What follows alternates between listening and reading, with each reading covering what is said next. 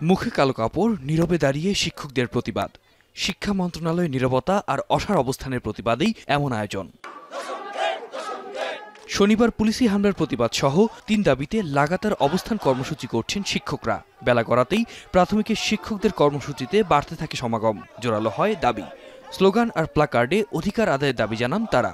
আজকে সারা বাংলাদেশে আমাদের কর্মবিরতি চলছে, চলবে যতক্ষণ না পর্যন্ত প্রজ্ঞাপন আদায় জারি না হবে আমরা এই রাজপথ ছাড়ব না। অতি দ্রুত কর্তৃপক্ষ যেন আমাদের ন্যায্য অধিকার সম্পর্কে অবগত হয়ে ১০ম গ্রেডের দাবির পক্ষে যেন প্রজ্ঞাপন জারি করেন। আমাদের দাবি মানতে হবে, নয়তো সারা বাংলাদেশের সকল শিক্ষা ব্যবস্থা আমরা অচল অবস্থা করে দেব। পরে আন্দোলনে যোগ দেন নেতারা। দাবি ওঠে আটক শিক্ষকদের নিঃশর্ত মুক্তি এবং শিক্ষা উপদেষ্টার পদত্যাগের।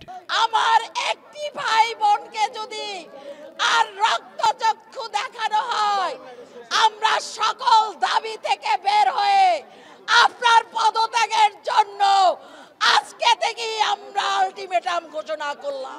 এরপর গণগ্রেপ্তারের প্রতিবাদে জোরালো মিছিলের সময় আসে নেতাদের মুক্তির সংবাদ।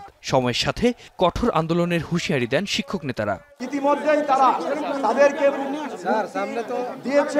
আমাদের যে অনির্দিষ্টকালের জন্য কর্মবিরতি চলছে, এখন আমাদের বিষয়ে এই যে আমরা দাবি জানিয়েছি ৩ দফা দাবির বিষয়ে সরকার যদি আমাদের এই দাবি বাস্তবায়নে আগায় না আসে, দাবি বাস্তবায়িত না হলে প্রয়োজনে তালাবদ্ধ কর্মসূচি দিব।